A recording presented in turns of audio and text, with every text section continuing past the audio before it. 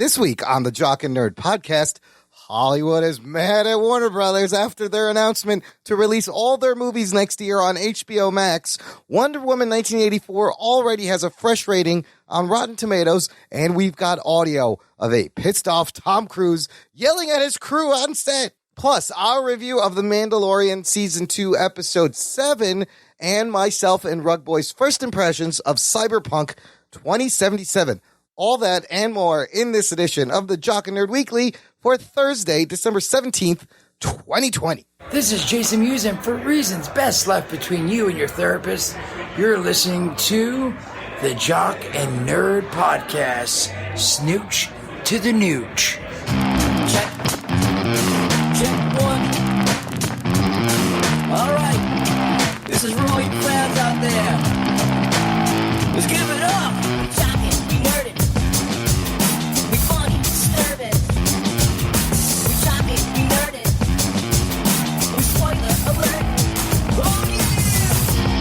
What's up, listener? Hello, and welcome to the Jock and Nerd Podcast, where we give you comic book and superhero TV and movie news, reviews, and whatever we choose. Jock and Nerd. My name is Imran. My name's Anthony. He's the Jock. He's the nerd. And joining us from a deep, dark, smelly, and wet part of the universe, he's been sucking on rhydonium crystals all day. It's Darth Rug Boy. What's up, Rugs? I am your father. Are you? How do those crystals? How do those crystals taste? They yummy? They're blue, and you gotta light them up first and smoke. Oh fuck! They're volatile, Rugs. Be careful. Yeah. Be careful. You're gonna get hurt. Yeah, I got them from watching Breaking Bad. They're those kind of crystals. Oh, you got those crystals. That's different. That's I got the Heisenberg crystals. I'm talking about rhydonium crystals. We'll get to that. I don't know. Is that what they're called on the market now? Rhydonium? Yeah, rhydonium. No, it's in the episode. Anthony, how you doing? You good? Yeah, just out here grinding, you know? Good for you. Somebody's got to grind. I'm not doing shit because, pandemic, I thought you were going to come in with the poggers thing because we mentioned it earlier. Me or him? I don't know shit. Look, poggers, I'm not sure what poggers are.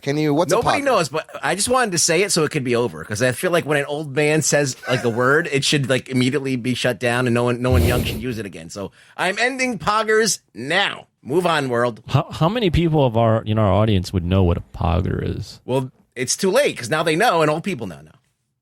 Well, we haven't defined it. Help us kill this Twitch emote, listener. Poggers, just say it. Say it to your kids. It's done. Say it to your kids and then ruin their life. Lame. Poggers is dead now. Excellent. What about bloggers? Bloggers will always be around. So will vloggers and cloggers. Bloggers are the most important because they have rhythm. Anyways, this is bullshit. Let's get to the fucking shit. There's a lot to talk about. The Jock and Nerd Podcast.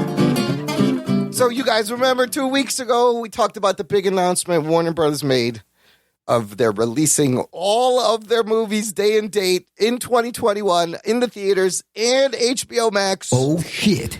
And we were all like, oh my God, this is the best fucking thing. Geek boner.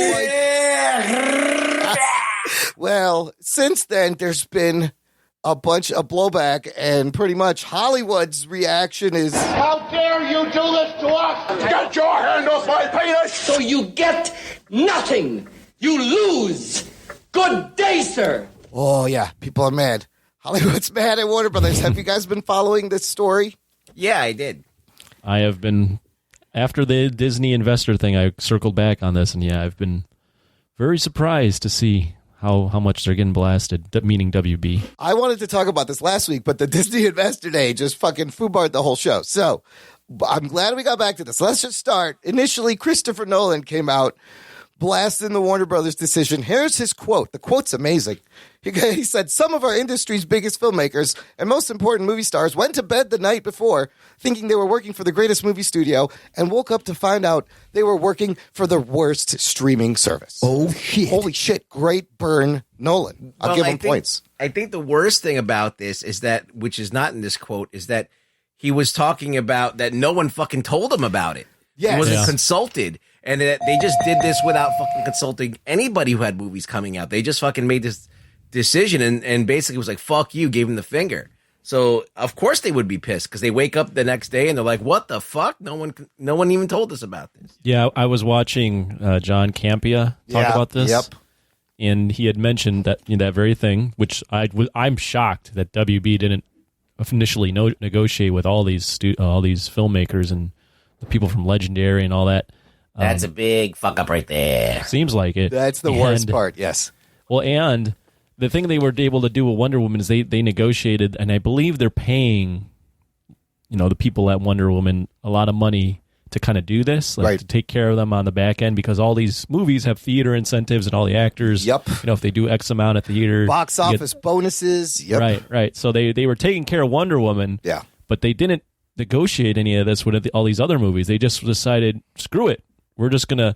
I guess one of the Hollywood execs up there who wants to make his name with HBO Max was like, well, it's this dude. Let's take a torch to all these filmmakers. I don't care. We gotta drum up HBO Max. The Hollywood Reporter has a great article. It's titled 2020's Big Plot Twist, How Wonder Woman 1984 came to upend Hollywood's future. And it details, and the dude's name is Kilar, the CEO of Warner Media, and he had come through Hulu, and he worked on Amazon under Jeff Bezos, and he's like a product-oriented guy. And yes, it's shocking that Warner Brothers didn't do their due diligence and fucking call people up. In fact, now Kilar said, we are calling people in this Joe Blow article. He goes, we're calling people now to smooth things over. And the article mentions the problem with his calls is that once they're over, the offers being laid out on the table are woefully inadequate and adds insult to injury. So he's trying to make it better. That's not working. Talent upset. Agents, the Directors Guild of America, because like you said, they have back-end payouts and these things are contingent on box office earnings, and they didn't tell anyone. It's so alarming. So people who came out were like Dune director Denis Villeneuve. Oh, he blasted them. Variety. He wrote a whole editorial for Variety.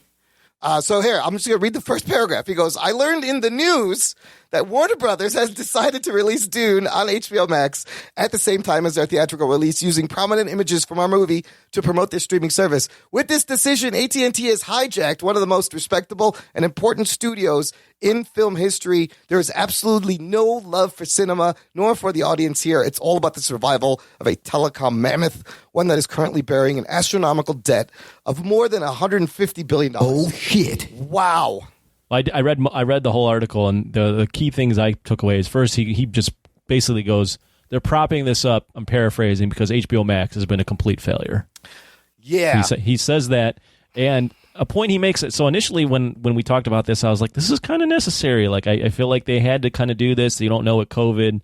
But he brings up a good point, with just the relationship between studio and filmmakers, and the point about just the importance of cinema, and that like a lot of these movies such as Dune, I think he goes, Dune is the best movie I've ever made. Oh, wow. And he's like, this is basically a movie that is made with the movie-going audience in mind. Like, this is made to be witnessed in a movie theater. It's not made for TV. So you were just destroying what I've created. I don't know what that means, and I hate to be the dick to say it, but like, it doesn't matter where you see it. I mean, people have big screens, people have surround sounds. You can enjoy the movie to a degree. A lot of people first see most movies on cable, on a shitty TV. Like most people do. Like, like the amount of people that go to the movies is a small amount of people compared to the rest of the world.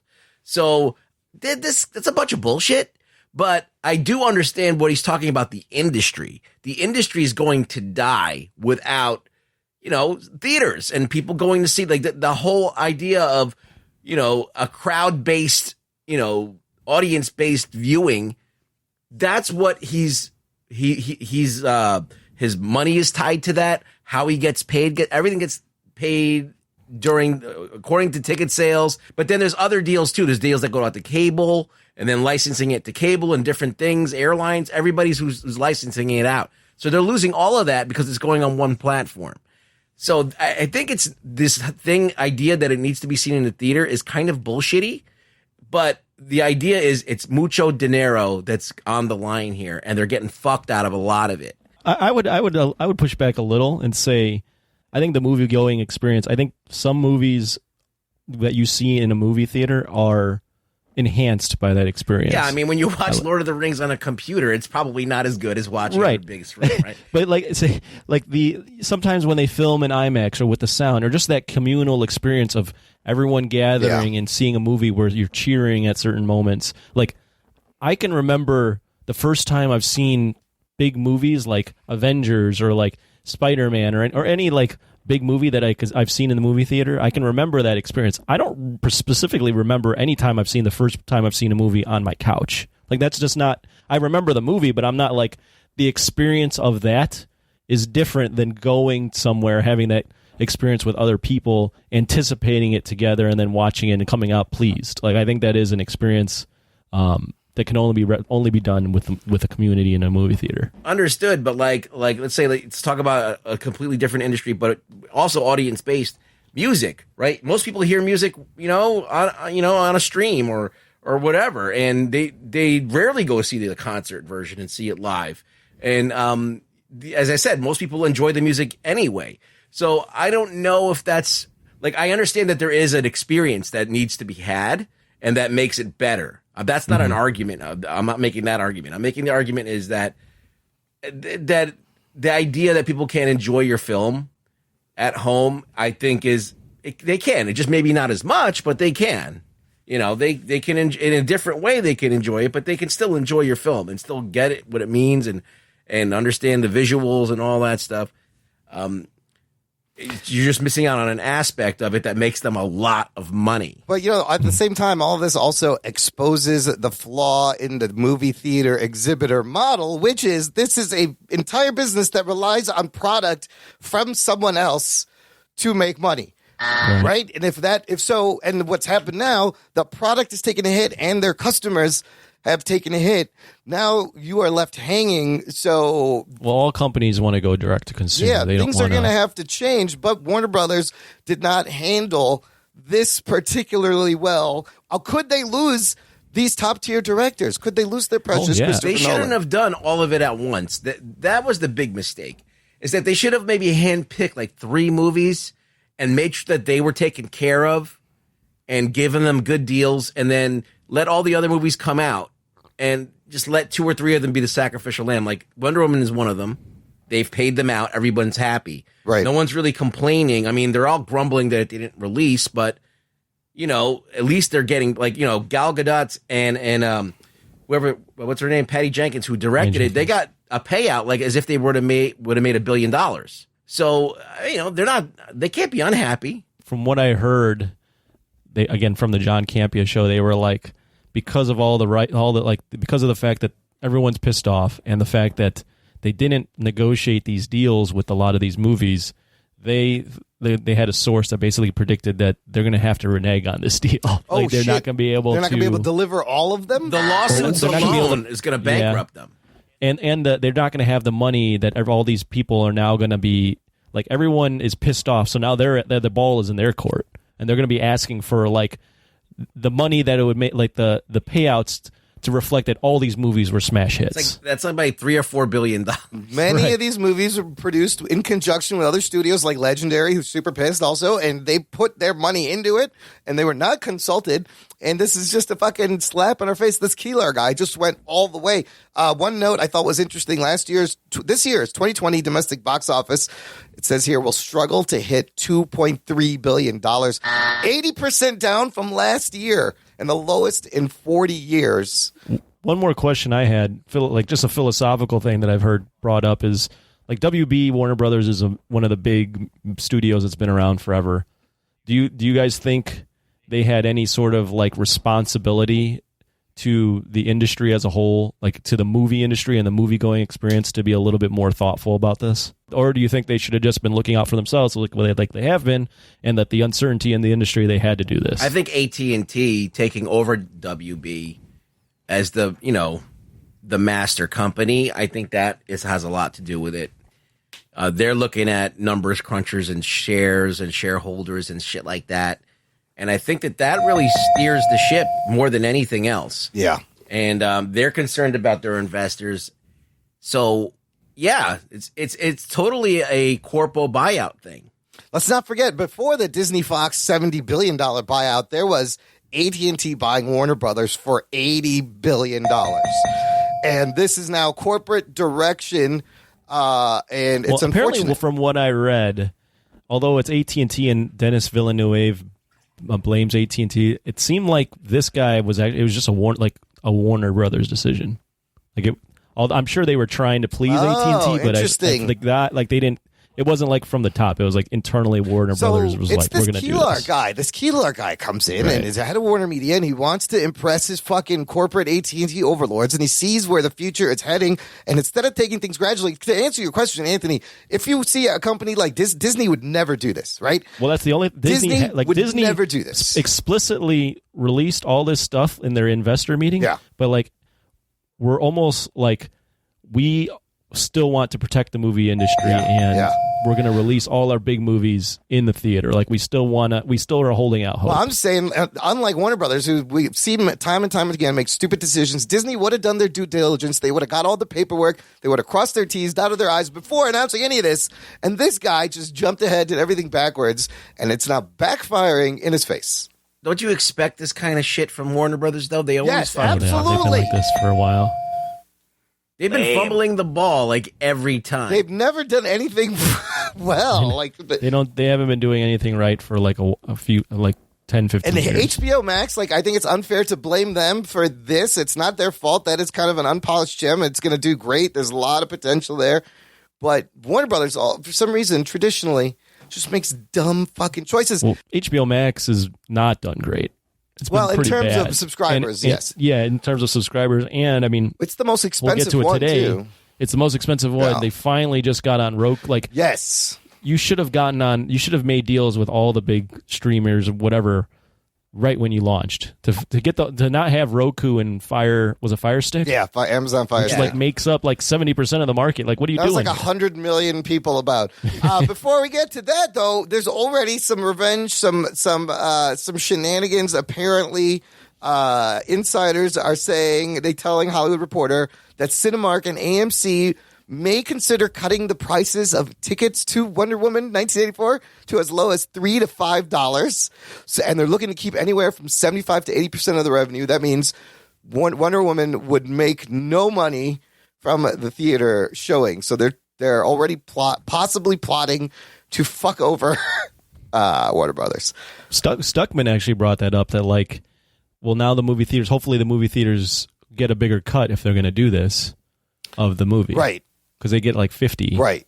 And they get, bent over on these things. The deal should be better. But, man, this has been crazy to watch. Listener, let us know your thoughts if you're concerned about the future of the industry. Join our Facebook group, Jock and Nerd Nation. It's a closed, exclusive group just for us listeners, listeners. What about you guys? Do you want movie theaters to still stick around? What are your thoughts? I don't really understand all this posturing. Of course, theaters are going to come back. They're going to go away, right? They're going to close, and then those things are going to fucking sit there. No one's going to either. Some people are going to buy those things and knock them down and put a fucking something else there. But some people are going to revive them and take this infrastructure that's already there and fucking remake the theaters, and then they'll come back. I don't think it's dead. Because there is a social aspect to it. It's not but it may be a niche thing. It may be between drink. The difference is, I wasn't even finished I was nowhere near finished with my thought. I was in the middle of a thing. You heard that, listener. Take a drink. Take a drink. All right. So, now I forgot what the fuck I was saying. God damn it. Theaters. Shit. There's communal experience. Yeah, yes. So theaters are a communal experience. So that thing is with that thing's always going to need a forum. They're going to need a place to do it. Some people still going to want to do it. Now, unless it goes away for a long enough time where people can grow up without it, and then they're just used to not having it, that's a thing. But as long as people are around and they remember that, we go to fucking theaters to watch movies, it'll still be around. So it all depends on how long they're gone. AMC said they are running out of money by January. That was another post. Yeah, AMC might go away, but some other thing will rise from the ash. Imagine they these hipster places, these really totally niche, hipster destinations that only artsy Let's say people theaters go are to watch all movies. gone, right? Yeah. Then some asshole will open one up, a small one. and then all of a sudden you'll see a rebirth.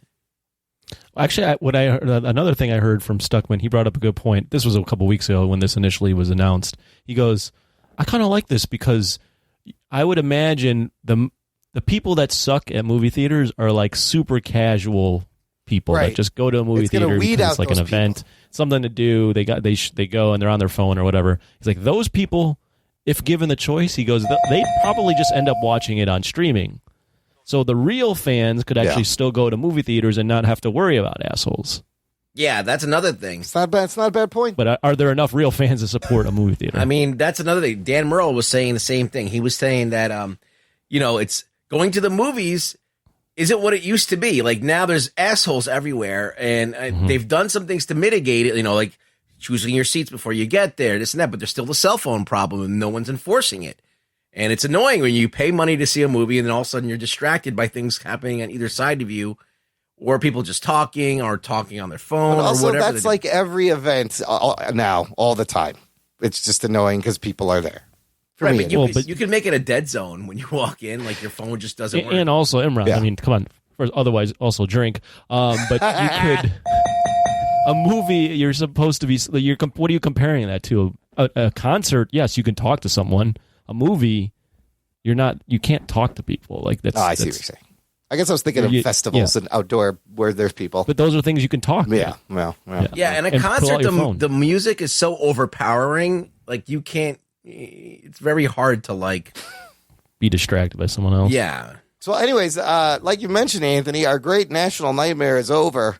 The country can now unite because huzzah, HBO Max is now officially on Roku. Oh, shit. As of today, December 17th. They did it for me. They knew I was watching Lord of the Rings on a laptop. 46 million active users on Roku now. And just in time, because the week this show posts, Wonder Woman 1984 will be coming out, of course, Christmas, December 25th. So everyone can check it out. Get your fucking HBO Max subscriptions on Rotten Tomatoes. It is certified fresh. What is the fucking rating here? Are you guys excited? Yeah. It's a movie. Gal Gadot. It's a new movie. Gal Gadot's fun to look at. What else? 88% tomato meter, 7.2 out of 10. So, that sounds decent. They're curious to see, more gal. Also, what's her name? Kristen Wiig is Cheetah. And Pedro Pascal, Mando. We're going to see Mando in it. Geek boner. There is a post-credit scene, and they've already released the first few minutes online. I have not watched it. I'm trying not to. I don't want to ruin the experience. I've seen the headlines and reviews have been good to mixed. So it should be an interesting review from us. Yes, 2 weeks from now, you get a week to watch it, listener, and we will do. You think Imran's going to love it or list it? I'm probably gonna. I fucking loved it. No, that's Anthony. I'm projecting. Other things on HBO Max are coming, like Zack Snyder's Justice League Snyder Cut. Apparently, Colliders wrote this article, and Zack said on Twitter that it might be rated R because Batman drops an F-bomb. Oh, shit. Sounds unnecessary, but what? Let's sounds edgy, Anthony. What do you think, right? He's such a loser. Sounds fucking edgy. The way he said the way I read it, I don't know how he said it, but the way I read it was he was pumped about it. He's going, man, it might be rated R, and guess what? Batman's going to drop an F-bomb. It's like, shut the fuck up. Whatever, dude.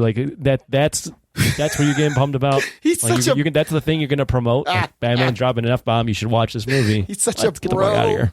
He's such a bro. The quote goes, there's one scene where Batman drops an F-bomb. Cyborg is not too happy with what's going on with his life before he meets the Justice League, and he tends to speak his mind. And Steppenwolf is pretty much just hacking people in half. So the rating would be due to violence and profanity, probably both. But no boobs.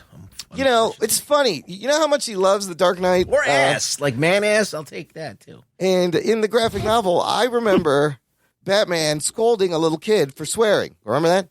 Right. He told the kids was about to say ass, and he's like, don't swear, son. We don't swear. So that seems a little bit out of character. I don't mind the swearing. It's just, why are you using that as a thing to promote? So he called the movie insane. You're a loser, dude. What the fuck? Possibly the movie might go to theaters.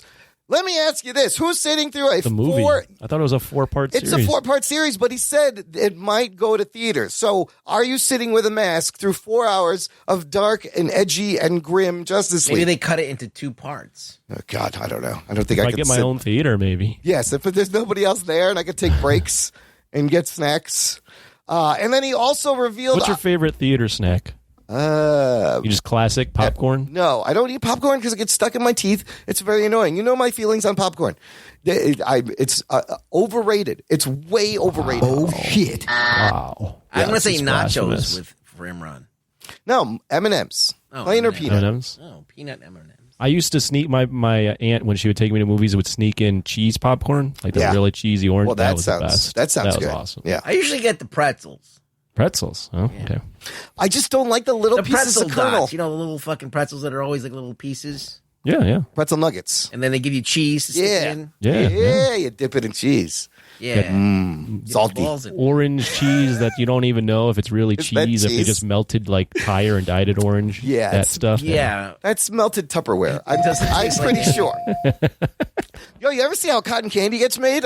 Somebody showed me, and I used to do it once. It's crazy. They put it in like a little spinning thing, It right? comes out of nothing, and it's just sugar, and you spin it around, and then it's sugar. Sugar is amazing. Sugar can do amazing things. You can sculpt with it. Anyways, It's also really bad for you. it's very bad. It's addictive. bad? I'm addicted to Very, it. very bad for you. Yeah, Yeah. sugar. No. There's nothing nutritionally That's why I beneficial have no teeth. in the sugar. Yes. So does it. You and Imran both. What? Yeah. Yes. Zack Snyder also revealed on Vero that expect the Snyder Cut in March. Oh, shit. We did not know what day, when it was coming out, what month. He said it's going to come out March Hopefully 20. It's St. Patrick's Day, because I will be drunk when I watch it. That's a good idea. I think we're all going to need to be drunk when we watch that fucking movie. Yeah, we all need to be heavily inebriated. I think we should have a drunk with this. watch along of Snyder's 4-hour epic. Anyways, here's an interesting story, guys. While we're just talking about Warner Brothers making dumb fucking decisions. That's a big fuck up right there. And how Marvel and Disney would never do that. Well, this story from The Wrap headline, Marvel is exploring new talent deals in case films end up going to Disney Plus. What? See? They're already doing their due diligence. It says Marvel Studios is expecting to explore new talent deals to provide flexibility in case the pandemic or other factors lead the studio to bypass theaters and take films straight to Disney Plus. Under the new contract language, key above-the-line talent like actors, writers, directors, producers will receive adjusted compensation depending on whether the film opens in theaters or debuts on Disney Plus streaming service, according to an insider with knowledge of the situation. It says Marvel blockbusters typically pay back-end bonuses to key talent based on a film's box office performance, which obviously can be huge So for what does that the mean? MCU. They get more money or less money? Well, I guess you would have to do some sort of different incentives based on what platform it goes on. Yeah, if it never goes to a theater or if it opens day to Maybe is it day. like a flat fee, or maybe Yeah. they give them insight onto like how many times it's streamed. It's going to be new shit. They're going to have to come up with new shit in their contracts. like, yeah, that whole theater ticket thing is like not in play now, so they have to Yeah. figure out another way. How do you even? Yeah, they don't. All the have major a rating. studios should be already doing this if they haven't been, because I mean you don't know. As HBO or WB just did the other Take week. a lesson from their You- fuck up studios. Well, you just don't know what the industry is going to look like in Yeah. a year, 2 Yeah. years, 5 years. This shit happened so fast, you guys. When we look back at all the shit that happened in the last 8 months, it's going to make your head spin like years from now, even now. How many obviously. of these movies, Imran, do you think will be about COVID and everyone will be wearing masks? 80 to 90%. I think I read this interesting story about people. This Do guy. you think there's going to be no scenes where you're in a room with another person where they're not within 6 feet of you? Well, we'll get to how you can do it properly if you have a proper set and thing, and it's possible. And I've read stories of people successfully shooting whole series during the pandemic Oh, no kidding. because Imran. of rigorous. But not everyone is that careful, and sometimes things happen and people get mad. Anyways, before we get to that, more Spider-Man 3 rumors. Apparently, Dane DeHaan, Thomas Hayden Church, Sandman, more people coming back. So the big thing here is I saw this article, Marvel Studios and Sony Pictures, because after Spider-Man 3, their contract with Sony, I think, is up. I think there's one more movie or one more cameo. So he's going to be in Doctor Strange. He's going to be in Spider-Man 3. But they've working on extending this agreement. So that's good. Yeah, which is, I think it's going to be important for both sides. Yeah, supposedly that Sony was going to start making these Spider-Man movies without Marvel after this, and I would have been horrified to see what they would have come up with. So, I mean, that this isn't scaring you right now? This I'm is in on scary this. enough. The I'm fact all that in. Dane DeHaan is coming back? The worst Green Goblin ever is going to come back. Why? What about James Franco? James, bring him he's back. I don't know. I feel like that anybody who watches this movie that hasn't seen the other movies is going to be completely fucking lost. You have to watch. So I love that tweet. Someone was That's how I like, feel watching The Mandalorian. but you're not lost, are you? Oh, I thought Ahsoka Tano was Japanese. I love that tweet. Somebody posted about Spider-Man 3. They're like, do I have to watch Spider-Man 1, 2, 3, Spider-Man 1, 2, and Spider-Man 1, 2 to follow Spider-Man 3? I was like, oh, shit. That's a good question. I don't know. You might have to watch all that shit because everybody's it's just in it. that meme of all the Spider-Men pointing at each other. It's like, Oh, my God, yeah. What? If they do yes. that, I'm just leaving immediately. I feel like most people would laugh. Rug Boy would not. I'm like, that's not funny. Ned Leeds, maybe. You would yell, "That's not Spider-Man," and get the fuck out of there. Yeah. What You're the now fuck putting is this? memes in Spider-Man. This I would is throw my unacceptable. popcorn and say poggers and leave. Poggers. Your pretzels. Everyone I kill might throw my poggers. pretzels. Yeah. These pretzels are making me thirsty. Anyways, I hope they're doing this because Spidey's going to have a big role moving forward, and he probably does. So we'll see. Still no official report. I'm getting tired of all these fucking rumors. Big role. What does that mean? Secret Wars? Yeah, maybe there are some people you could expect. Would they do? I would love to see a Secret Wars. That would make sense to bring everybody there. Because what other big storylines is he? The big crossovers. Spider Island. Boo! Don't do that. No, not Spider. Don't please. You do Craven, and then, I'm talking about like world altering, like the Avengers level stuff. Oh, so it'd be Secret Wars. Was there anything you guys would know? What is the other big? I mean, Secret Wars is they did it twice, so that would be the one. They did Civil War, but they now. didn't really do it. Yeah, but they burned that yeah. already. They Yeah, didn't burnt really. that. Yeah, they didn't really do the real Civil War. They didn't do. They did Infinity Gauntlet, kind of it. I mean, you have all the cosmic shit with the Skrulls, really, and Secret Invasion. Yeah, all that shit, and they're doing that. They did have him. I don't know. This wasn't big, but recent comics they had him join the Fantastic Four. You have the Dark Avengers. Avengers, yeah. Where they go under, where they all go like rogue. But they did that they kind of did that a little bit, where they had Captain America hide out, and I don't know, they just kind of burned a lot of stuff. They really did. I'm ready for the world-altering. They had like the Shang-Chi Evolutionary storyline. War. Remember that one? That was with the X-Men. And they got all those super big crossovers. Yeah, those. We'll see. It's gonna be something big, whatever it is. I don't know what it is. You know what is coming? That's awesome. Next month, Cobra Kai season 3. Geek boner. They released a new trailer. Did you guys see this trailer? Yeah, I did, but I don't remember everything because I only watched it one time. Gives you a little hint of people coming back from Karate Kid 2. Oh, I saw it. Spoiler. I feel like they gave away a lot. I know. There's a little bit of spoiler. This trailer gave me the chills, though. I was Great. fucking pumped. I was like, yes, because you see, what's his name, Miguel, get up, and then you see a lot of them in prison getting in trouble. They're arrested. And then you see they're going to have to team up, take down John Kreese. So they're going to have to team up. They hinted at Johnny's son joining up with, what's that bad guy's name? Freeze. With Kreese. Kreese. And then the tag at the end was with Chosen and then what's her name? Kimiko, yeah. Kimiko and Chosen from Karate Kid 2. Holy shit. He's going to go to Japan. He might have to fight him again. All I remember from the trailer was that Danny LaRusso's stunt double. It was just You great. saw him in the trailer? You saw him in the Like trailer? all of a sudden he's like buff. Oh, no. And then he goes back to having the white hips. Oh no, you saw him in the trailer. Honestly, dude, this gave me goose pimples, and I kind of want to go. I'm going to go back and I'm going to watch Karate Kid 1 and 2 again before this season comes out in January. And you would rewatch everything. Because I was like, oh shit, I got to go back and watch this. It's so good though, the way the fucking the tone of the show and how I've they do seen it. those two movies so many times. Yeah. Yeah. I don't remember the second one. It's been a the second while. one's fun. Yeah, I like the second one. I love Sato. It's been a while yeah. for me, so. He breaks the ice. It's great. They play with there's the little drum that they have. He surprises Kamiko with his dance moves. Oh, yeah, he I'm does. dancing. He does the wallet trick where he drops the wallet and hits him and throws it in the nuts. Who were you a bigger fan of, Kumiko or what's the girl's name in the first one? I don't know. It kind of. Oh, Allie? Yeah, Allie. Elizabeth That's Shue. tough, right? 80s Elizabeth Shue is pretty hot. Elizabeth Shue, but Kumiko in that movie is She's very cute. Great. Yeah. Whatever her real name She's is, cute. I'm sorry. Yeah. I don't know. Whatever. The girl who played Kamiko. The girl who played Kumiko. Listener, if you're holiday shopping, and you might still be, it's late. Probably not. Christmas is this week.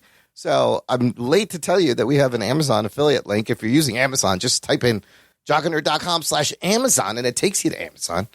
And we get a little points, and you help us out, and you get your shopping done. But you can use this any time of the year, honestly. Make sure you do it when you're subscribing to toilet paper on Amazon. Did you know you could do that? We get paper towels and toilet paper on subscription. It's the best thing ever, dude. I don't have to worry about getting it. It just shows up. When you run out, it shows up on your door. Oh, shit. You guys, Really? Yeah. On Amazon? Yeah, you could get all sorts of subscription things on Amazon. Very helpful. Anyways. They just charge you and deliver a certain amount every month. Yeah, like a case of toilet paper, like every 2 months. I was like, sweet, yeah, just drop it on my doorstep. I'm not fucking going anywhere. That's how I get get my gold bond. Oh, is it? Yeah. For your My itchy asshole? talcum powder arrives every 2 weeks. I was actually going to have a serious thing to say about that. Now I can't. It's for his itchy slack hole. Gold bond really works. I got to pile it on. Dude, you fire that thing up like straight up into your asshole if you got an itchy asshole. That is such a fucking sensation. It's that tingly. cool tingling sensation. It rockets up your asshole. Oh my god, it's unlike anything else. All of a sudden, you're like as dry as a desert back there. That fucking fantastic. You get, Stan likes it. Just soaks up all the moisture. and then you get the residue wherever you did it. Usually over the toilet seat, so you get it on the bowl. Anyways, do use our Amazon Then you snort affiliate. it. They snort the Snort residue. some gold bond, and it'll give you superpowers. And then visit our TeePublic shop, jockandnerd.com/shop. You can get masks with our logo, T-shirts, hoodies, magnets, stickers, stuff to keep you warm. I actually have a question for Adam Morris. Okay, Adam Morris, Dr. What- Adam Morris, PhD. How do they, like Gold Bond and I guess other ointments, but Gold Bond specifically, how do they recreate that or create that experience of the cooling, heating sensation? That's Chemical always reaction. made me ponder, how do they do that? Because two different things. It's got to be some kind of chemical reaction. Yeah, Like, I guess. how does like icy it hot attaches work? to your poo follicles? Yeah, it's icy hot. Is it icy? Is I it hot? expect like a nice long response. Icy hot, too. It's both. But How does that work? powder, especially, like it looks like baby powder, right? Yeah. You squirt it in your hand, you like the baby powder. You put it up on your fucking like chafed ass. Oh my god! Let me ask this question because I've never tried this, but like hot sauce. We need to get them I'm as a assuming if sponsor. you get it in your mouth, it's hot. Your eyes, it's hot. But if you Yeah. put it on your skin, does your skin get hot? No, only if you have a cut. Not on your skin, You got but a cut. if you get it, I would assume if you get it to that sensitive part of your ass, it would be hot. Oh, yeah. So your asshole would detect. It's hot coming out sometimes, let me tell you. So I think your skin protects us more than you would know, more than we think. I'm sorry your skin is felt rugs. Okay, So, Adam, you got your work cut out for you. anyways, Explain Gold Bond. last thing in the news. Speaking of set productions and keeping things safe and trying to make movies in the time of COVID, Tom Cruise joined the legendary Christian Bale Fuck's sake, man, you're amateur. in giving the world a rant on set. However, this time it's because people were not following the protocols. And look, the man starring in Mission Impossible 7, but he's also the producer.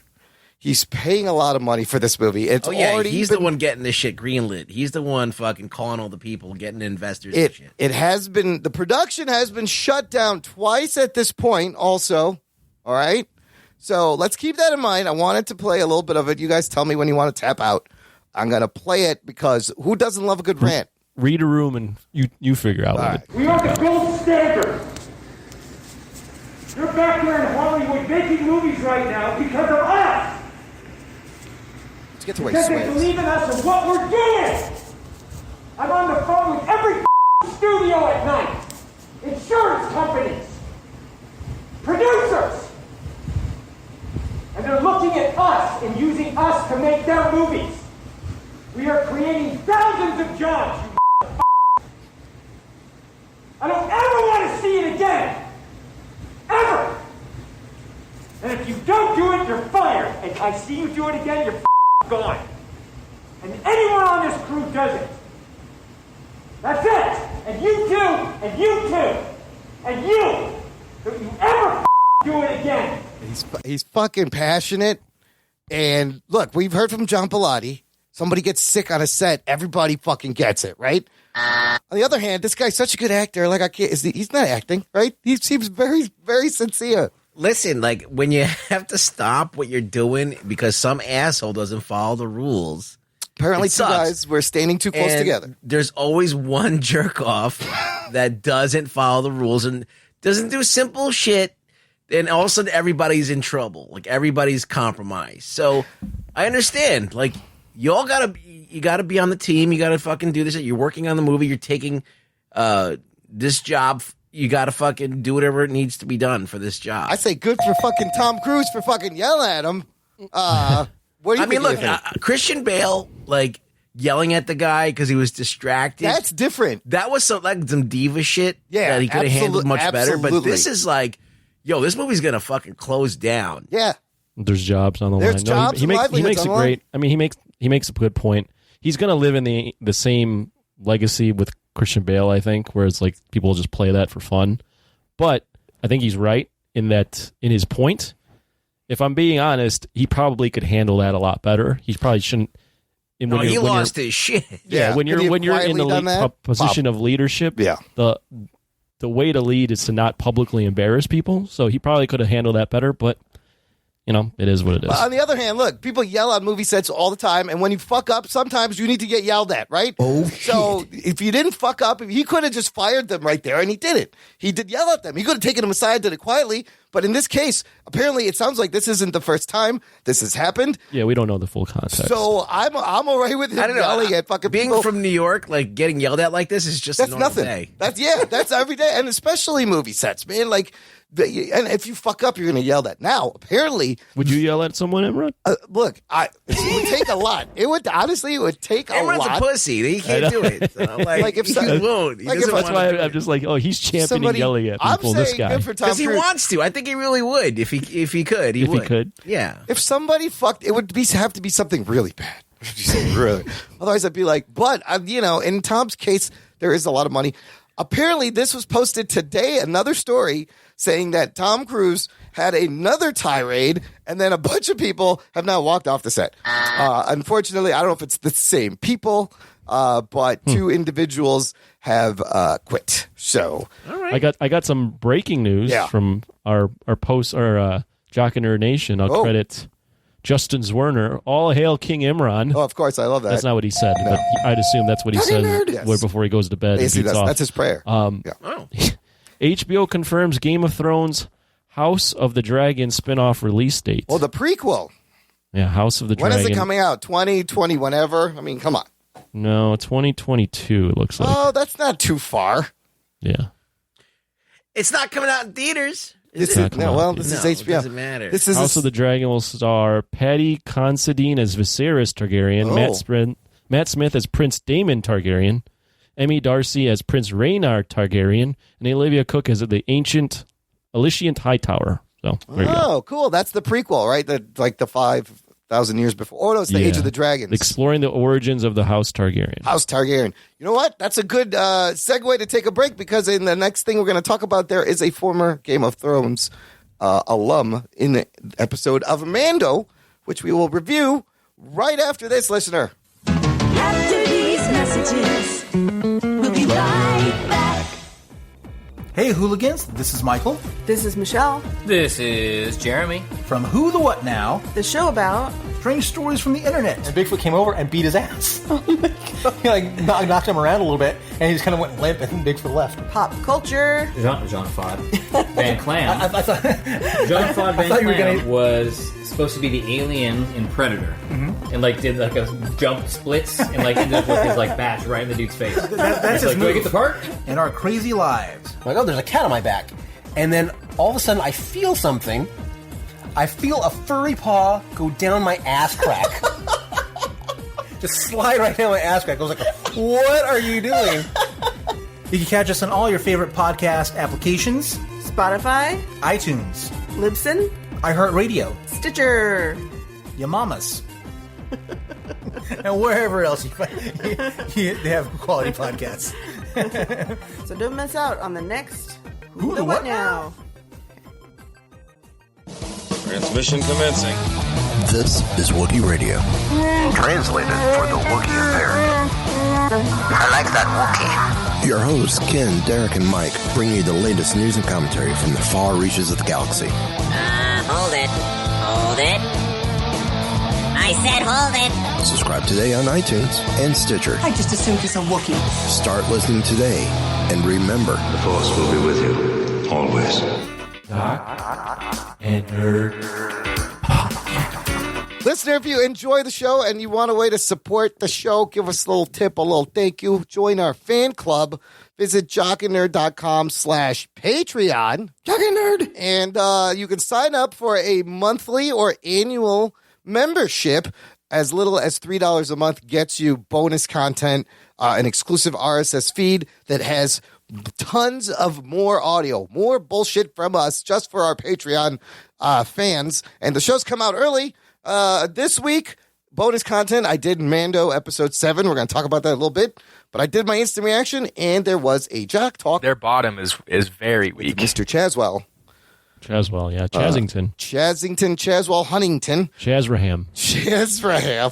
Chazling. Chaslingworth the second.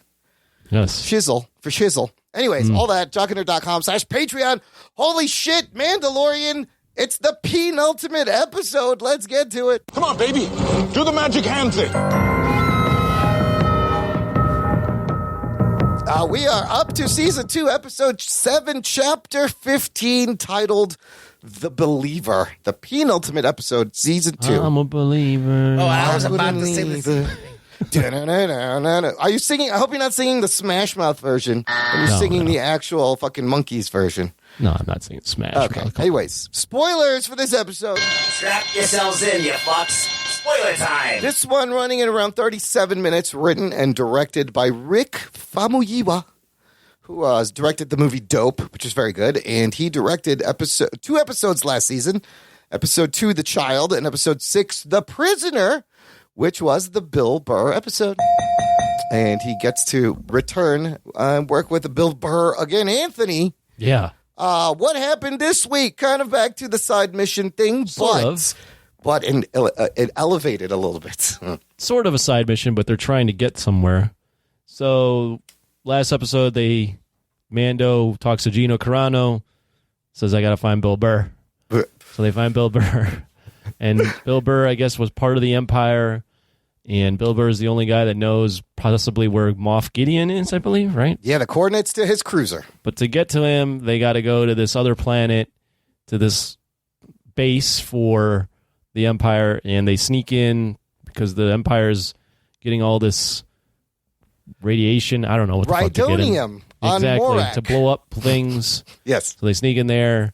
Mando has to take off his mask because it looks like he might have been part of the Empire at some point. No, see, I don't know. We don't know. Anyways, they sneak in, they infiltrate, they get the coordinates, they fight off a bunch of stormtroopers. Bill Burr hears from one of the generals about the terrible things they're going to do and has a little, I got to do good thing, and he blows up the base, and now they know where to fucking go. And it ends with they know where to go to find Moff Gideon and the child, and Bill Burr is let free because he did a good thing. There you go. And then Mando sends a threatening voicemail to Moff Gideon. Oh, I forgot about that. At the very end, saying, I'm coming for you. You know what? This fucking episode was pretty fucking amazing. It's a side quest, but the quiet moments and the action combined, and Ruggs, Bill Burr, stole this whole episode. What a performance. He's so good. Yeah, he was good. There was a scene, when they meet with the the Imperial dude and having a drink. That was like it was kind of like riveting. You know, you knew that he was going to lose his shit. You're just waiting for him to explode. You know that violence was about to happen. So yeah, it was like that was kind of nice. The anti-war sentiment throughout the episode is very, very interesting. I like this whole idea of the believer. Who is the believer? I didn't understand who is the title. Well, I think it's not about who the believer is. It's obviously the Mando is the believer. It's about questioning your beliefs. And Bill Burr's character was talking about how, look, I'm pointing out that you're being a hypocrite right here, that you have all these beliefs, but you're ready to throw them out the window when it suits you. I fucking love that. I love that little exchange. And that's everybody. Every person who have these beliefs. I remember Louis C.K. had this big bit about your beliefs. You believe them, but you don't actually ever fucking do them. And it's one of those things that, the believer refers to Mando, it refers to Bill Burr, it refers to Val and Hess even, and it's exactly what you said, is that one is no different from the other. Like, in the terms of the people, they're like, we're just invaders. They don't see a difference between us. I love the bringing it back to wartime stuff. That scene with Val and Hess was like a Tarantino, like Inglourious Bastards level tension. Is just so well done. Rick Famuyiwa does a great job. As Tarantino as it gets on Star Wars, on Star Disney Wars. Plus. Yes, he's still people getting shot, killed, and shit. Sure. What's the deal with Mando being able to get his face scanned? I think, does that mean he was part of the Empire? I don't know. I don't know. I think that that made no sense to me at all. Why did that work? I didn't understand it. That's what that would mean, right? Yeah. Well, here's my theory. It's like a shitty version of, like, you know how you have the capture boxes on internet forums where it's just like, I'm human, click here. I think it just needed a face so droids can't access the machine. No, you want to know something? I've heard this said before, is that the Empire is very against aliens being part of them. Oh, they're very racist towards aliens. I guess I've never seen an alien on the Empire. Yeah, you've never seen aliens. It's either just clones or humans or whatever, humanoids. So maybe they're just trying to make sure that like no other aliens like are that it's just a human. Because I had the same. Point. I was like, why did that work? This makes no sense. But that makes a good point. I love how when they were like going through why they couldn't go with him, everyone's like, oh, the ISB is there. They're going to track me. And the Boba Fett is like, yeah, they recognize my face a little bit. I can't go with you. So many crazy things happen. Mando getting in the Stormtrooper armor was amazing. The pirate scene. That action was really well done. And then the fucking getting saved by TIE fighters and stormtroopers and then them cheering for them like they did in A New Hope, but it was the other side. I just thought it was fascinating to see the stormtroopers. Because who are these stormtroopers? The Empire ended 5 years ago. Who the fuck are these people still hanging around? I don't know. Well, I mean, these are all people that think that whatever the Empire was doing was good, right? So... Val and Hess even makes the point, like, those people were probably, even though they all died in the point he's making, they were doing it for the cause, right? Like, for the good of the Empire. And Bill's right. like, was it really? I wish there was a little more nuance. Sometimes it kind of hinted at nuance in this one, in that, like, maybe these people are, like, they don't believe they're evil. Right. Because it's always, in Star Wars, it's always been the battle of good versus evil. So I liked that the hints of the nuance of they think they're doing these the right guys thing. Maybe doing things that they've philosophically believe is the right thing to do. I love where he's like, everyone says they want freedom, but what they really want is order. Yeah, that's the thing that the Empire does, is it creates an order. Now, whether you like that order or if that order fits you, that's a different story. But they do provide, a hierarchy and order to things and whatever. So it might not work out for aliens. Obviously, they don't have aliens high ranking in their thing that are non-human. So I don't know. Maybe that's the thing. Maybe there's all kinds of stuff that we haven't explored yet. It's similar to, if you think about, do you think about the Middle East when Saddam Hussein was in power? I'm going to make this weird analogy. He was keeping everything in check. He was order. They took him out and the fucking place goes crazy. Nobody's controlling anything. So the Empire's role in the galaxy is to be Saddam Hussein. I just figured it out. That's what they're doing. I understand what you're saying. Right? Bill Burr, though. So fantastic. I love Mayfield's character because he gets amazing redemption. And I love the moment where he gives him his helmet back. He goes, I didn't see your face. It's cool.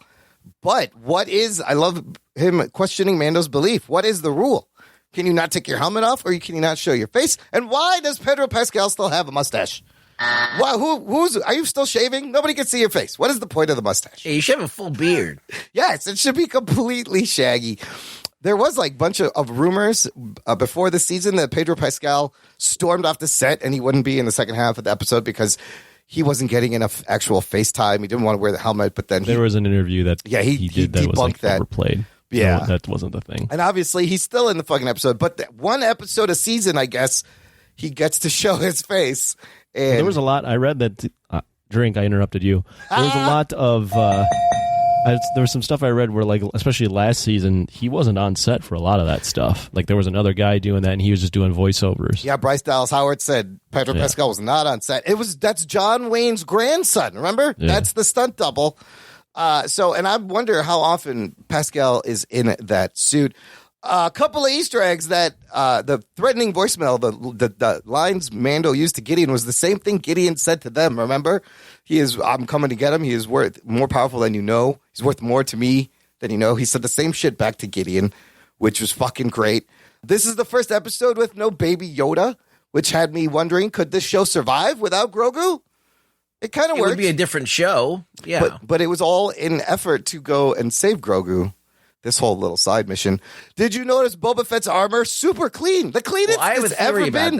Why? It was clean. He repainted it. Oh, it's just painted. It wasn't dirty. It was just all the paint was chipped off of it. And so the question is, why would Boba Fett repaint the armor when he's been wearing it all busted up this whole time? Yeah. And I think that he's been without the armor for such a long time that now this is a new era. He's been without the armor, and now he's back in the armor. It's a new era, so he kind of like rebaptizes himself. So he can scuff it up again, and the mark's taken on the new journey. Well, I and think the new he's story. a different person now, too. Oh, that's interesting. Because it's cleaner than it was in the first time we saw him in New Hope. Like, it wasn't this clean. I was like, oh, shit. His armor has always been scuffed up. Yeah. Also, I loved looking inside Slave One rugs. Did you notice how roomy it is and how the central cockpits are like on a gyroscope and the thing rotates around? They've never shown that, and I thought that was fucking. I would love to see it's very cool. Slave One side by side to the other one. How big is this Razor fucking Crest, ship? to see it looks like it's got to be a much bigger. Yeah. So it seemed a lot bigger than I thought it was. My favorite thing was when Slave One was flying and he drops that missile. Oh yes, that takes out those seismic charge. Those were used before in Attack of the Clones. That was badass. He just shoots up, and that's like a sound charge, using sound to blow everything up. Mayfeld brings up Operation Cinder, which is when the Val and Hess conversation gets all tense. Did you know about Operation Cinder, Ruggs? I had to look this up. No, I did not. This is familiar to anyone who's read the Marvel comic Shattered Empire or played video game Battlefront 2. Operation Cinder was a last-ditch effort by the Empire to wipe out the rebellion in the event that they actually succeeded in killing Emperor Palpatine. Right after the destruction of the second Death Star in Return of the Jedi, the Empire launched a fleet of climate-disrupting satellites to completely ravage the weather of a number of planets. This battle was first introduced in 2015 Marvel Comics Limited series Star Wars Shattered Empire, and then it was the backdrop for 2017 video game Battlefront 2. This is where he says Burnin' Khan, everybody died. They just killed millions of people. The dude who played Val and Hess, Richard Brake, I think is his name, he played the original Night King on Game of Thrones, not Vladimir Furdik, who we had. Remember we had audio from him? That's right. Vladimir With Furdik. birds in the background. Yeah, he played the last 2 seasons. This dude played the Night King for like the first 5 seasons. I love the TPS reports. Geek boner. Fucking Office Space comment. Did you catch that, Anthony? Yeah, I saw that. Yeah, I got that. Wait, say that again? He goes, here, come on, I'll help you with these TPS reports. Bill Burr, that's a fucking Office Space fucking joke. Yeah, it is. So they have. I caught that and I was like, TPS, I've heard that before, but then it immediately went away. So Office Space exists in fucking Star Wars universe? Is that what I'm to believe? That was hilarious. And then the brown stormtroopers, those are shore troopers, and we saw them in Rogue One before. The skid mark stormtroopers. The skid mark, they are absolutely. That's a good way to describe it. They look like skid marks. And I'm hoping the finale. How about you give me like 40 minutes, Mandalorian?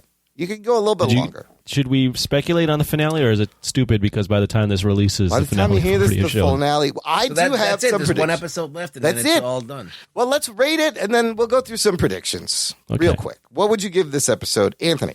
I'll go 7 out of 10. Okay, that's solid. Ruggs? I'm going to say 7.5 out of 10. Okay. I'm going to give it an 8. While it was a side quest, again, the fucking dialogue, the character development with Mando and Bill Burr, Mayfield were amazing. I remember when he calls them you people? And he's like, by you people, I do mean Mandalorians. So fucking funny. And he had some great lines. He's like, I'm so sorry you're not coming. You're such a ray of sunshine. Can't imagine how much fun you'd be. I want to hear him go, these fucking stormtroopers, they're wicked pissed. Bill Burr is so good. I'm going to give it an 8. It's brutal. It's brutal. I think it was a nice, like, kind of slow down. Even though there's lots of action, the last 2 episodes were so intense. You needed to slow down the pace a little.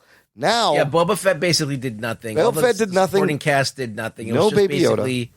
basically, it was a Mando and Bill Burr episode. Yeah. So, it's another video gamey episode. yeah. I mean, it was fine. It was entertaining. Look, the show delivers every week. with Absolutely. entertainment. And it's entertaining. Absolutely. I have some predictions of what we might see or what's already aired for the listener in real time. Anthony, what do you think is going to happen? I don't have any predictions because I don't know shit. Yeah. I just like the article I brought up from The Ringer, Yes. where the lead was, is it possible that Baby Yoda, a.k.a. Grogu, becomes the villain in Season 3? Oh, shit. Oh, shit. That would be interesting. That'd be interesting, right? I think that would kill like every little boys and girls and teenager and basically anyone that's Star Wars fans' heart. Would they have the But balls to That'd do be an that? interesting turn Yeah. Would they have the balls to do something like to that. turn Baby That's Yoda Star people? Wars. They Yeah. always take people that are good and make them bad, right? That'd be a great way to make next season interesting. Ruggs, you got any predictions? I don't fucking know with this show. I mean, like, it could go anywhere. I mean, there's going to be a showdown with Moff Gideon. Yes. That's all I know. And I don't know if Thrawn's going to be even alluded to or if he's going to be, like, in a post-credit scene. They don't have those, but, like, in a epilogue or whatever. Sometimes they have post-credit scenes. I think they did that last season at the end, possibly. Little buttons. I think, of course, the showdown, yes. I think Bo-Katan and the Night Owls are going to show up because she needs the Darksaber. He wants Grogu. Both things are there. They can accomplish both things. And I think they might pull the bullshit where we don't find out if Grogu contacted anyone when he was in the Force Jizz stream. Like the whole battle, the thing happens, they save him, whatever. And the last shot is the Jedi, whoever it is, showing up when everything's done. And he's like, hey, where's everybody? But we don't know who it is. And it cuts to black. And that's it for another year. That would be crazy. I don't know. I mean, I have no idea.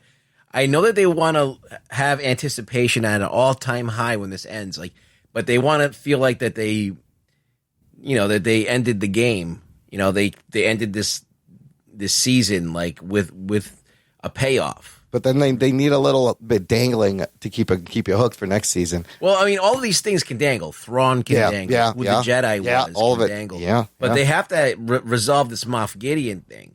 Whether I think a major character will die. I know, I interrupted, but I forgot to say, I also think one major character will come to an end. I don't know if it's Moff Gideon or Boba Fett. I don't know. It could be Boba Fett. I don't think it's going to be Moff Gideon. I think he's going to live to fight another day. Yeah. But it could be Boba Fett dies. They got the Dark Troopers that have to come into play. We've got to see what they can do. We don't know the fate of Grogu. We have no idea where he's going to end up. Anthony brought up he could be the bad guy. Yeah. He could end up. You never know. You might find out who the donor is. Like, all these questions are out there. There's so much. It's almost like not Game of Thrones level, but there's so many questions. It's kind of like that. And I don't think they introduce a new character. I think they tease us at the end and leave us hanging. I don't think they would go and introduce another one. Here's a little bit of spoilers. Well, not really, because the episode will be out by now. But Pedro Pascal, and for an interview with Wonder Woman, let it slip, the director of the finale, and it is Peyton Reed. Yay? Geek boner. Floppy job. Or nay, Peyton Reed directed the second episode of the season, the Frog Lady episode. And, of course, he's directed the Ant-Man. So I would have thought they would have given it to a heavy hitter, like maybe a Favreau or another action. But it's Peyton Reed, who does good action. He's solid. Yeah. Which episode did he do? He did the frog lady Al- one with the big spiders. Arachnophobia one? Yeah. Was that the one? Yeah. The Passenger, where she hitches a ride, the frog lady, the eggs. Alien type. Yeah. And I think did he do one last season? I think he did an episode last season. Last thing about Star Wars, some more sad news. We talked about the passing of David Prowse, Darth Vader. Well, today, the dude who played the original Boba Fett in costume, Jeremy Bulloch, passed away, age 75. And this is the guy that just made kids want to buy the fucking action figure the minute you saw him in the first movie, or the second movie, whenever they introduced him.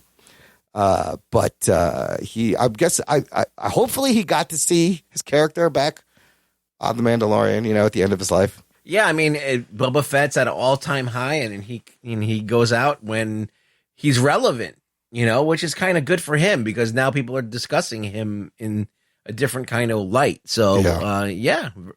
I mean, we all remember that he was the Boba Fett. He was the guy in the suit. So he is the guy we lost. So now we've lost Boba Fett and Darth Vader and Chewbacca, right? Peter Mayhew. Is he still alive? I think he might be still. I'm not sure. Is Chewbacca the only one? Jeez, you're killing everybody. Is Chewbacca the only one living? No. Peter Mayhew died in 2019. Oh, April. he did. Jeez. So Chewbacca, Darth Vader. Is C-3PO still alive? Anthony Daniels is still alive because he was in Rise of the Skywalker.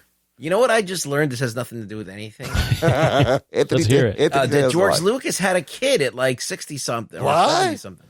Oh, speaking of George Lucas, that was another thing they speculated in that Ringer article for next season. They're like, one, will they offer George Lucas a chance to direct an episode? And two, would he take it? I don't know if I want him to direct Bad an idea? episode. Yeah, I don't think I want him to. You don't That's want him to? a big fuck up right there. But they prefaced it by saying, don't let him write any of the dialogue, please. Well, look, you got Hayden Christensen returning. That's what they were As Darth hinting at, Vader. like, Maybe all these people coming back. Yeah, maybe he directs fucking an Obi-Wan episode, or maybe don't let him. I don't know. I don't know if I just want his ideas and then let someone else direct it, or I think that he would probably be better as like a producer writer person, or just a creative, person behind consultant. it. Yeah, I mean, the directors they've gotten for the show are phenomenal. Like the Guru, they're so good. They're bringing back. I mean, they kind of re-ingraining themselves in the fan base with how good Mandalorian season 2 is. So Star Wars definitely is. It's had the best fucking street cred it's had in a while, and it's ending. And then we'll get WandaVision next month and other fun stuff. Well, and we'll get 75 other Star Wars shows. 15 other Star Wars shows and movies and 10 other Marvel and everything. Everybody gets a show. I think it's a mistake to flood the market with stuff. I think you should really be way more methodical about this. But that one stormtrooper in that one scene, they just announced he's getting a show. He's getting his own spin-off. Bill Burr is doing a comedy special, but he's doing it as the guy from Star Wars. You laugh, but holy shit, I would watch the Bill Burr, Mig Mayfield show all day. Put him in the Rangers show with Cara Dune. I think he needs to be a regular. I can watch him spin off. I want to see what he does. He's stuck on the fucking Morak planet now. At least they could have gave him a ride home. How's he supposed to get off of there? I'll give Bill Burr credit. He has a lot of charisma. Like his charisma on comedy translates to the small screen very well. Because he not only in this, but he was good in that whatchamacallit movie? Staten Island. Staten Island. King of Staten Island. He should have shown more range and charisma than I thought he would have. He's a really good dramatic actor, and it just goes to prove our theory that comedians can do drama better than dramatic actors can do comedy sometimes. They just have the darkness, they have the range. Not all of them, but Bill Burr is a legit, his career is great, and I can just see it growing, him getting more dramatic roles because he nails it. He's fucking good. I was so impressed with him. Anyways, news from the nation. It's time for news from the nation. It's time for news from the nation.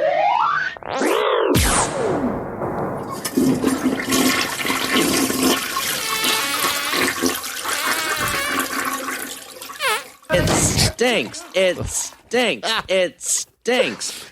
Lisa Morrison posted on our Facebook group, Jock and Nerd Nation, based on our last episode, she writes, every time I listen, I end up yelling at Imran for getting his facts wrong. That's it? Catherine Langford did not play Cassie Lang. She played a grown-up Morgan Stark, and her scene was cut from Endgame. Cassie was played by Emma Furman. You are absolutely right. I'm an asshole, but thank you for correcting that. I got everything all confused when we were talking about I don't Hawkeye. question when Imran says a name because I have no idea what anybody's name is. I like that people are paying attention. Sometimes I say wrong shit just to see if anybody's listening. I guess they are. It was a Anthony. test. Yeah, That's it what was, you always and you passed. Well done, Lisa Morrison. You can say anything these days and get away with it. And just Pretty if much. it's false, just say it. Who cares? You don't have to We just fact went through check the anything. biggest disinformation campaign ever. Absolutely. So Still, we're still what? going through it. I'm going to still say Catherine Langford did play Cassie Lang. I'm revoking that. Oh, shit. Her how do you know it retraction. really was it? I don't know. I If could you have been say it deep enough faked. times and dig your heels in, you might be right. Everything is deep faked on the internet anyways. Jess Rivera shared a link to the story about a Firefly reboot coming to Disney Plus, and he wants to know Geek Boner or Floppy John. Floppy John. What do you mean by reboot? Well, is the cast coming back, or is Joss Whedon's not involved? Obviously, because he's like He's out persona cheating non on his grata. wife. He acted like an asshole, I guess, and you're not allowed to do that. I So guess. this source from My Giant Freaking Robot, he writes, my source tells me Disney is in early development on a Firefly reboot. The new show would start the story of Captain Mal Reynolds and his crew aboard the Serenity over from scratch with an aim to make this a long-running series on Disney Plus. There is a twist here, and the twist is that they see the show as ideal, family-friendly programming for Disney Plus. Boo. My source tells me they're planning to target it more at a PG adventure family audience, less than PG-13 than it was. The source unable to confirm whether series creators Joss Whedon is actually involved. And I thought I read somewhere some of the people may come back. No, Floppy Jock. Yeah. You got a hooker. I don't like this idea. You got a hooker. Don't water this that's down. working on the crew. Okay, you can't. How you going to do that family style? You got a guy who always shoots first. Disneyfied version of this is not what I'm looking forward to. Chris Marin said, I hope Geek Boner, but I have a feeling the cast/production chemistry of the original was lightning in a bottle. This is a mistake. They should do it. If they want to do it, they should do it and just put it on Hulu where they have their more mature content. Yeah, don't water it down. But why would you put it on Disney Plus? That doesn't make any sense. I don't see much. I mean, other than the Marvel fans, like Firefly doesn't seem to make any sense on Disney Plus. No, because it's just too similar to other things that are on there that you would watch, like Star Wars instead, I guess. I don't know. Well, just like, why? Like, what is it even? What brand does it even associate with? This was a Fox acquisition, obviously. This is why they have it. I don't know. A Disneyfied version, it just sounds like a lame fucking cash grab. I say floppy. Which movie did we review? Did we review one of them? We reviewed Serenity. Remember, with Nathan Fillion, and we kind of enjoyed it and thought that he was pretty good. But I have to admit, I don't remember anything. It's kind of a generic sci-fi pirate kind of movie thing. I remember reviewing it, and I don't remember what I even said. Oh shit! Well, I think that there's a cool. Listen, I think it's a cool idea that they make this universe about what would happen if we started to spread out to other planets and settle them. And there is this kind of there is this network that is like a galaxy that Earthlings have populated, and how each planet is different, and there's all these space stations and shit like that, and how maybe 2,000 years into the future, what it could be like. And it is kind of like the Wild West when they're terraforming these planets and there's no infrastructure there, and they don't have a lot of resources, and it is kind of like the Wild West where they're just out there with nothing. And then you got these guys that are taking advantage of that, doing shit like that. That's interesting. And it's also interesting that they create the Reavers, which are this offshoot of humanity that they've created these these bad guys that like to kill and murder and rape and whatever. So it's got everything, all the ingredients for a good show. The cast made that show, though. You got to have that kind of chemistry. Wait, how do you do a kid-friendly thing when you have Reavers, you have a prostitute, you have an experiment that's crazy that fucking sees crazy shit and does crazy shit and like causes lots of violence. You can't. It's not going to work. No, just make a different show, Disney Plus. Yeah, you're doing some other bullshit. Just don't mess with the Firefly. That's all I got for News from the Nation. You guys want to do some What Are We Watching? Anybody have anything particularly interesting they want to share? Nothing? Rux, anything?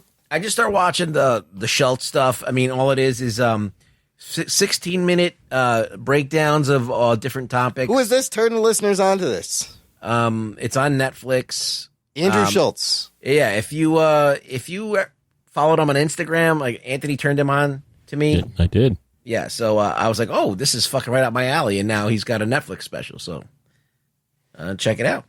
It's good?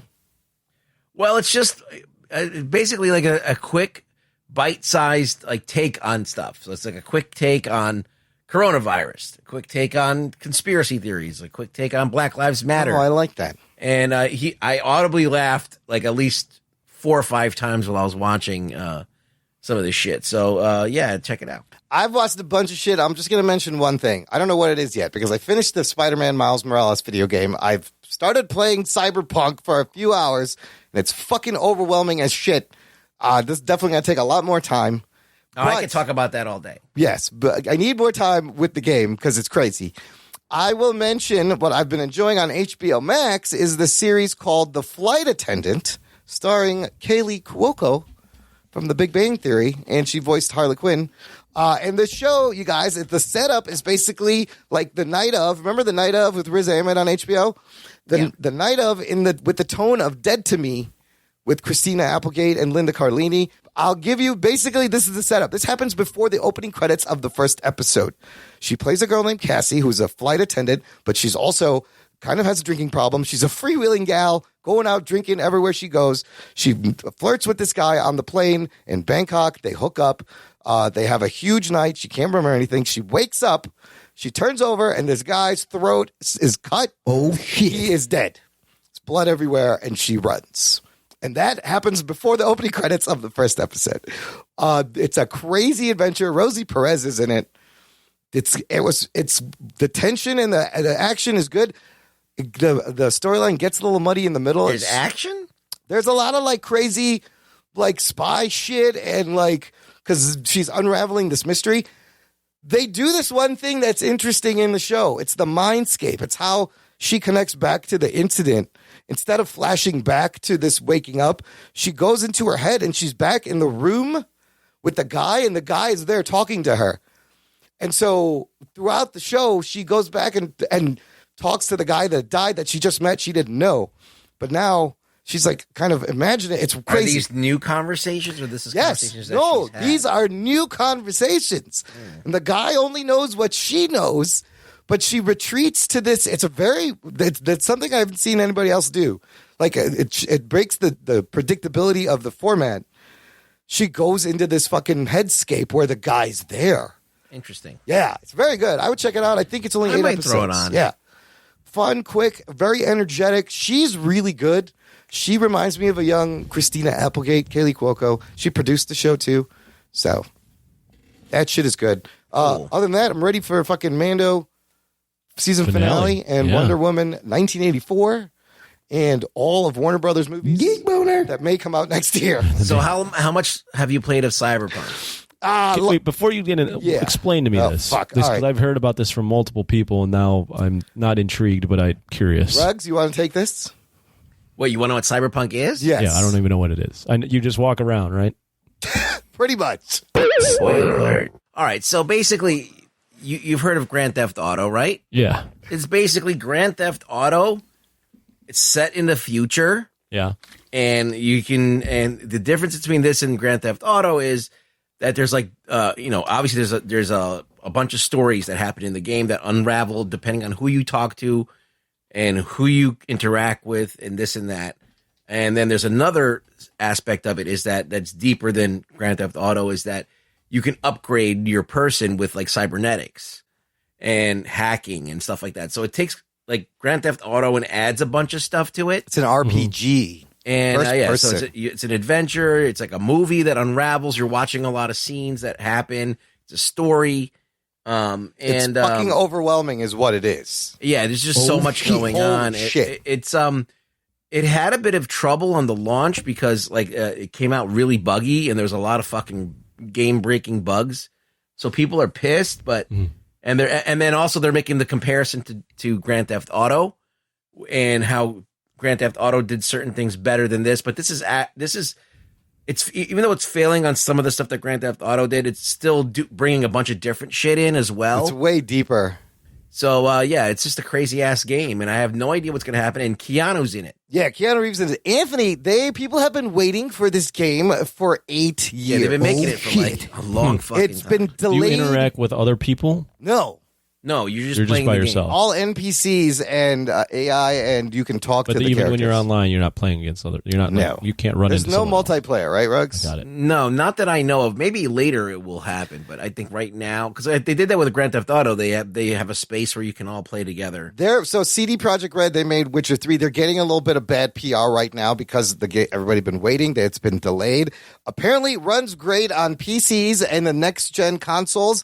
They never showed footage of it on the last-gen consoles, and everyone says on the PlayStation 4 and the Xbox last gen, they're having tons of problems. They got to turn off settings. In fact, I played the other day. I did a side mission. The fucking thing crashed on me, and I'm talking hard crash. Like, it went to the blue screen, and I had to fucking turn it off and turn it back on again. There's some... Get a new one. Yeah, I'm just going to throw it out. It's fucking... Get a PlayStation 5. It's broken, but it's a 100 gig download. But the game it's wild. It's so It's immersive. huge. It's so huge. The city that they made is huge. There's gangs. There's prostitutes. There's there's brain dances, which is where amazing. you can remember Strange Days, that movie where you can take someone's memories and put them in your head, and you can navigate around people's memories. You can go in the memory and scan things and play it backwards and forwards. What are you trying to accomplish? All right, so I'll tell you the brief story is that you are a character and you're teamed up with this guy.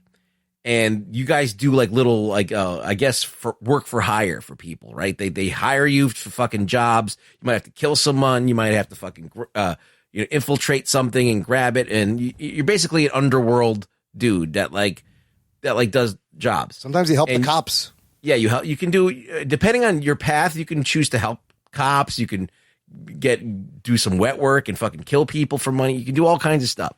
But anyway, this guy ends up dying. Oh, I just fucking spoiled it. What? And now... No, go back. Who dies? No, I won't tell you. Anyway, yeah, and then... Don't spoil it. And basically, during this mission, you end up implanting a chip into your head, and all of a sudden, Keanu Reeves appears. And this is really spoilery, because I haven't gotten to this part. Oh. So but it's in the commercials. It's in the commercial. Okay. Yeah. It's in the commercial. So, and now... Fucking spoilers.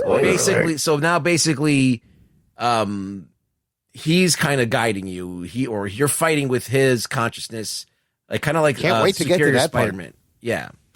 And and then I don't want to spoil anything else. I pretty much said two big spoilery things.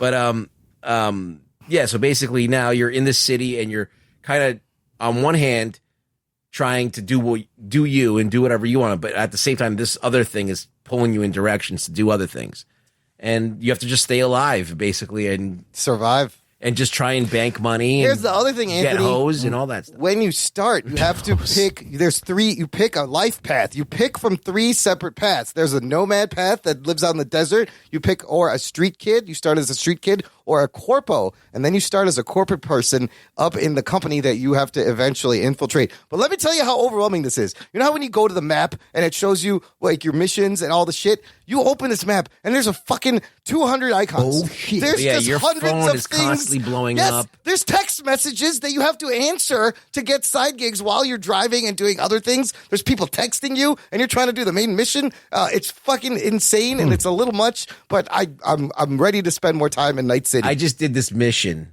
and where basically you have to go to a brothel. Yeah. Right? And when you get to the brothel, you can't bring your weapons with you, so they make you put them in the locker. So now I'm at the brothel and I have no weaponry, nothing. And I know shit's gonna pop off at some point. Something's gonna go sideways and fucking people gonna have to come for me. and it literally was the scene from Pulp Fiction where Bruce Willis grabs the katana blade. Like somehow I stumbled into our room and found a katana blade, and I came out like Bruce Willis and just fucking was just hacking everybody away. And I was like, "This is awesome! I fucking found this." And it was great. I've heard about it from other people outside of you guys, so now I had to ask. Yeah, like put it this way: is it a perfect game? No, it's got a lot of issues. And it's indicative of all these games that come out now. For some reason, all these games that come out seem like they're unfinished and not like ready to be launched, but they come out, and then all of a sudden there's like 2 or 3 months of them patching it and doing updates and DLC that's supposed to improve the game. So I think in like 2 or 3 months from now, it should be a decent game. Yeah, I was going to wait a few weeks, but they've already released a patch. They said they're going to release another one in January. The developers already came out and apologized, and a lot of the critics are saying this game was not ready to be released for the last gen consoles. It's got the potential to be fucking amazing.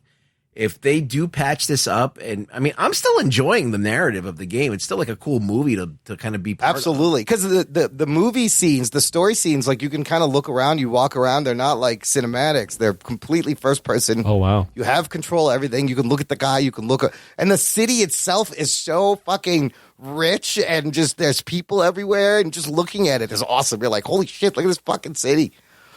Yeah, I mean, it's pretty interesting. Yeah. I mean, look, is it flawless? No, it's got so many flaws, and I'm sure people like are gonna blow up our comments like in the fucking nation. Go like, well, yeah, this is such a shitty game. Yeah. Why do you like it? I'm like, listen, I love fucking cyberpunk shit.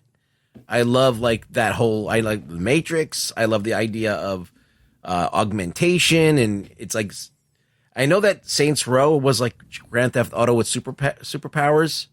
And it was kind of a jokey thing. This is like a way more well-written, serious attempt at telling a story that's interesting. There's so many storylines. It's like a movie that you kind of experience. Anthony, the other backlash they got, the other reason people were Floppy jock. a little disappointed is when working on this game, they made it sound like this would be the future of video games. Like this would push everything forward. It would change things. Turns out, not so much. Not so much. It's just a good game. It's just like a crazy game. You know what they did do is this is one thing that Anthony might like. So when the character creator, you can choose your genitals. Yes. And you can choose your pubic hair, which is my balls was so fine. you can make a woman with it. You can make a chick with a dick.